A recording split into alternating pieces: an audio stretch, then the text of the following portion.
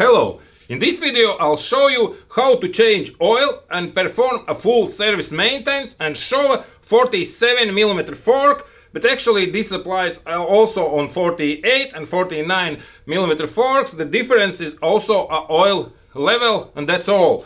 So this is a Showa fork with Kayaba stickers on it, and this video is a quick reminder for our specialists how to perform this action: the oil change and the service maintenance. First, slightly compress the fork. This is a two-chamber fork. There is an outer chamber for oil and inner. Inner chamber makes a hydraulic action, and outer chamber with oil and compressed air performs a bottoming action. So if there's some amount of oil in outer chamber, which is the middle amount, also you can add a bit more oil. This means the bottoming action is a bit faster, and you can add a bit less oil. This means the mid-stroke is more plushier and longer mid-stroke travel. To perform this action you need a new fork seals and a fork dust seals. I recommend use for oil fork seals only a knock fork seals. In this case, this is in Athena packaging, but this is a knock manufactured oil seals. The fork dust seals is not so important. This is a Chinese made, 4-ride or something like that. Check the catalog settings to install a correct oil and dust seal on this fork. Also you need a fork oil, W5 viscosity, little more than 1 liter. I recommend use a Valvoline fork oil or maybe an Ippon. Both are good. First you need to disassemble the fork. Compress a bit and use a Makita impact driver with third, the most powerful position. If the hydraulic part is in a working condition, they must go out. But in this case, there is not enough oil in a hydraulic chamber, so it not goes out fully. And you can feel there is no good hydraulic action. There is an air in this fork hydraulic chamber, but it not must be here actually.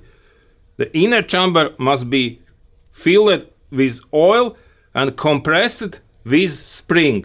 I'll show you this spring a bit later. A bit oil.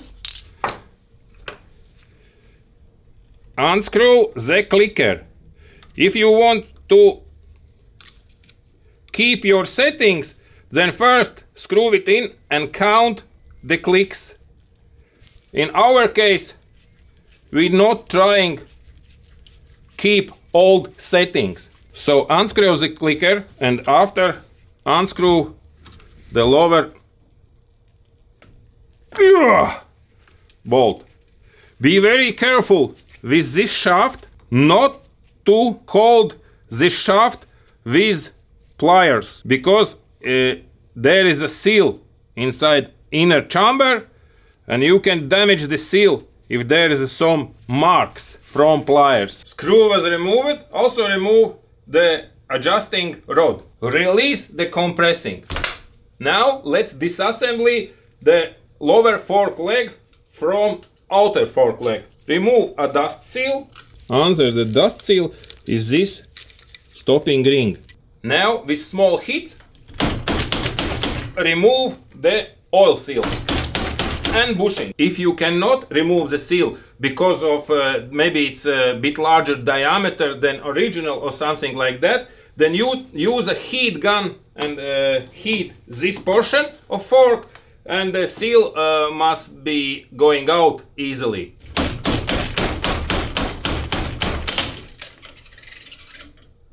In our case we need not to heat it up, and so lower leg is disassembled from outer leg of the fork. Take all of the bushing and seals. Bushing number 1, bushing number 2, the shim. Then here's go a seal, but sometimes on Kayaba forks hand can be also a plastic kind of bush. Now lower fork leg is removed. As you can see, here is some scratching marks, and now you need to hone it. Honing is very important to renew the surface. For very heavy damaged fork, you can use first and sandpaper, 1000 grits sandpaper.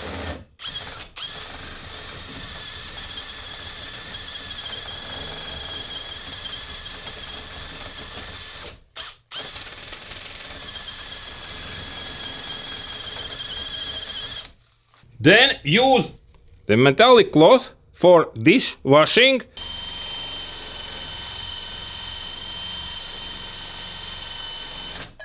As you can see, there is some scratches, but you need not to polish it so hard to remove all these scratches. The lower fork leg was polished. Let's fix it in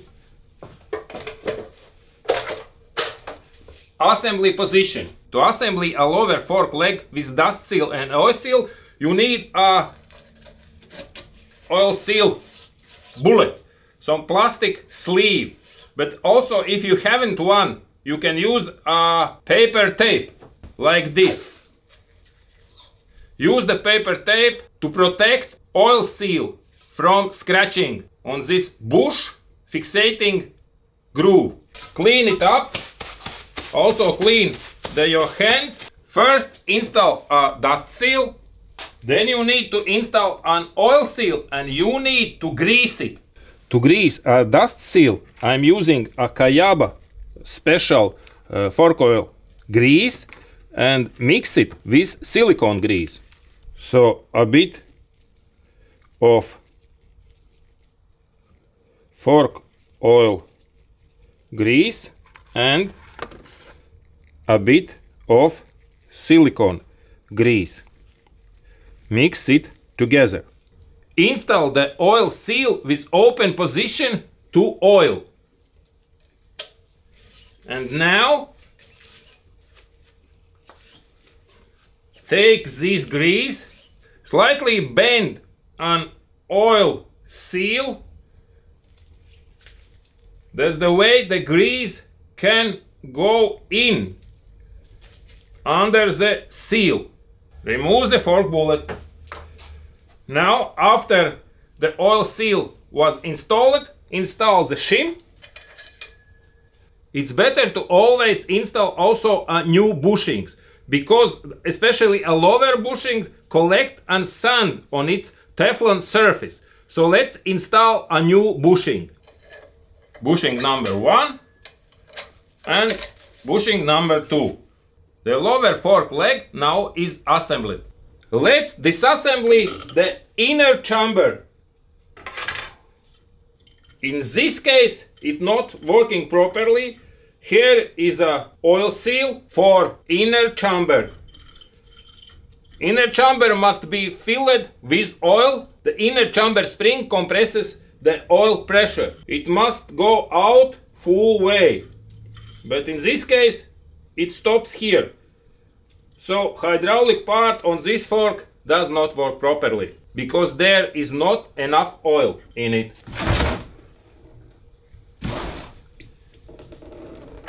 Now unscrew the inner chamber compression valve. Move the compression shaft upwards and the upper valve, high-speed valve, easily removes. Check the high-speed valve. It is in good working condition and no free place on valve shim stock.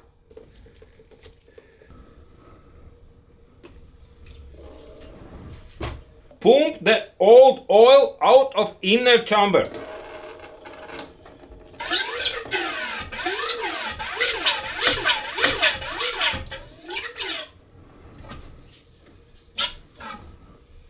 And now add the new oil to inner chamber. Fill the inner chamber with oil. Leave maybe 5 centimeters from top Then you need a pump out air from inner chamber. 20-30 times 5 centimeters of travel in lower part of travel. Then install back a high-speed valve on inner compression chamber. As you can see, there is an excessive oil and I cannot install this valve. So move a shaft a bit upper, and again the excess oil goes out from inner chamber. Slightly press it down and screw it in. So oil in inner chamber now was changed. Press the shaft full way in. This removes the excess oil. Unscrew and remove an inner chamber. It looks like this, and if it's properly assembled, when you push it down, if it is properly assembled, when you push it down, it must go all the way out.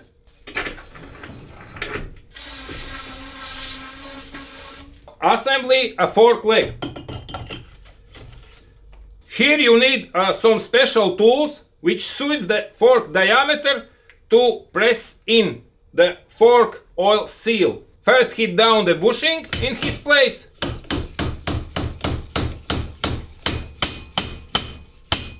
As you can hear, the bushing is installed correctly. Now the fork seal.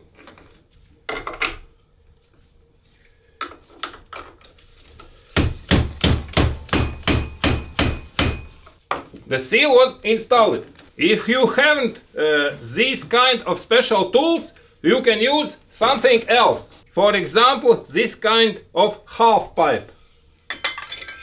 I'm hitting like that with hammer here. Now install the circlip. You must hear a clicking sound where circlip stands to its place.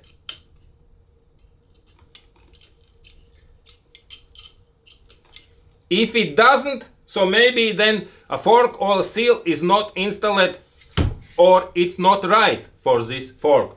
Maybe it's higher than must be. Install the dust seal. It must install it with your hands, without any force. Now fork leg is assembled. Now you need to install an inner chamber into the fork.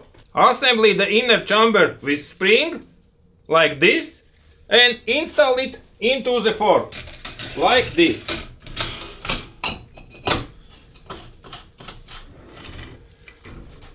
Now you need to compress fork a bit to install a regulator rod. Regulator rod has a sleeve on it, so you must turn it in correct position. When you're installing a lower nut, this counter nut must be screwed all the way in. Check this lower nut, it must be screwed all the way down, and then, do you feel? Here is a sleeve on adjusting rod. And screw it all the way down. Again, a little bit grease, because there is an O-ring, it is always dry. Now, as you can see, it's screwed all the way down, and there is a small gap.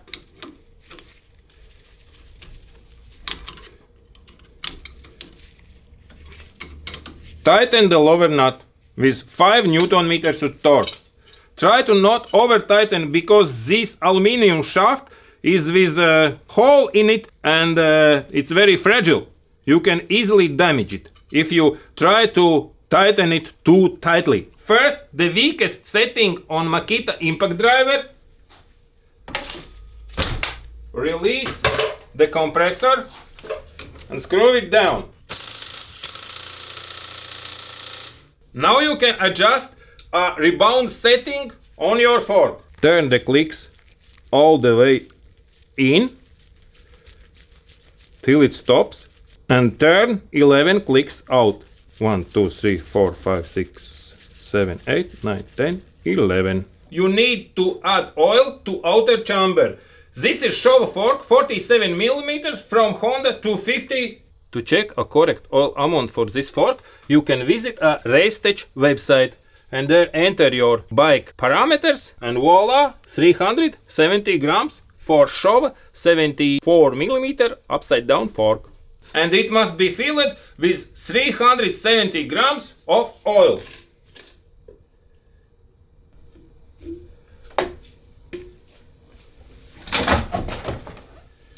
Now tighten the fork down.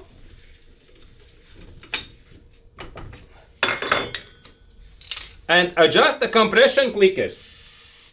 Screw it all the way in and turn out for Sunday tracks maybe 6 clicks to 8 clicks, and for hard packing tracks 12 to 15 clicks. In this case, this is a winter riding, turn out 8 clicks. 1, 2, 3, 4, 5, 6, 7, 8, 9, 10. 10 clicks because it's a bit slowest rider. Install an O-ring so you can check a fork travel. Check the fork travel.